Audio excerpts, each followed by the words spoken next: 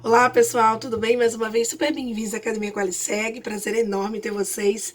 Esse mês nós estamos dedicando aqui o nosso espaço para falar um pouquinho sobre requisitos.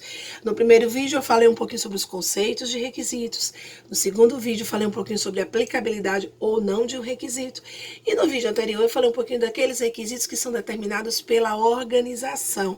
Então assim, se você perdeu, volta só um pouquinho. É super legal você seguir essa sequência, porque a gente está criando um raciocínio lógico para abordar esse tema, ok? O nosso vídeo de hoje nós vamos falar sobre requisitos de cliente. Então é um tipo de requisito também extremamente importante e a gente vai falar um pouquinho o quanto esse tipo de requisito ele pode influenciar ou não no nosso sistema de gestão.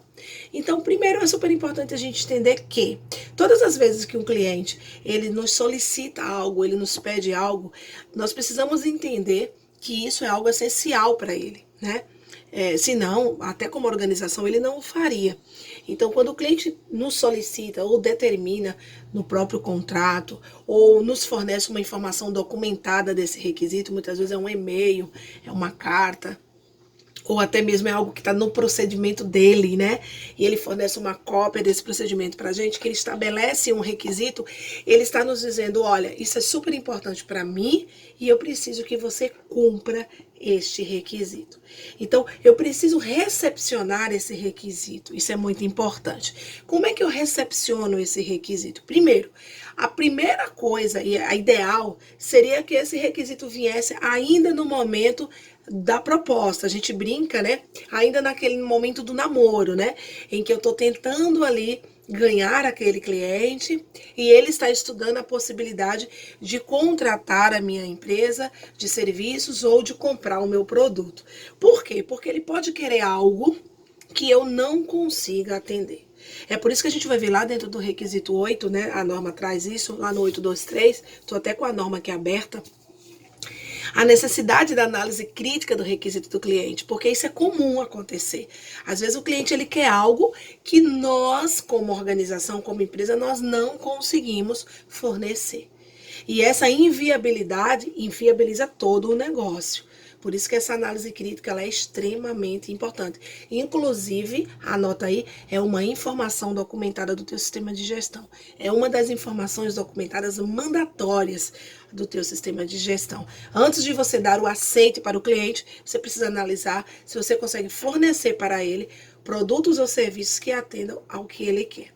Isso é uma coisa, primeira coisa. Segundo, pode ser que essa solicitação venha pós fechamento do negócio, que é o que a gente chama de mudança no requisito, que a gente vai chamar lá no 824. É quando o requisito muda, né? Eu já forneço para esse cliente há um determinado tempo e aí chega no meio do caminho, ele muda um pouco a regra do jogo. Mais uma vez eu preciso voltar e reavaliar se essa mudança que ele precisa, que ele deseja, eu consigo ou não fornecer. Então isso é super importante. Quando a gente fala de requisito de cliente, tem duas coisas muito legais que a gente precisa lembrar. Primeiro, é que o requisito do cliente, por mais importante que ele seja, ele não pode descumprir o requisito estatutário.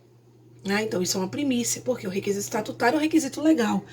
É um requisito de um organismo, é um requisito de uma lei, né? É de uma portaria que eu estou ali, eu preciso cumprir, que eu sou, vamos dizer assim, eu sou submissa àquilo, eu preciso cumprir realmente. Eu não tenho como descumprir aquele requisito, né? Bom, uma outra coisa importante é que, além disso, existem alguns requisitos não declarados pelo cliente, né?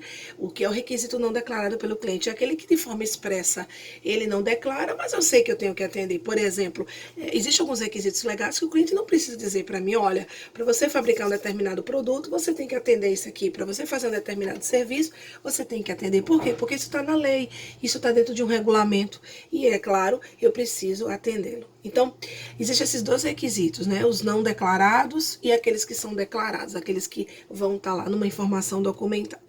O que é importante a gente lembrar? Aquele requisito não declarado, pessoal, vocês podem confirmar. Né?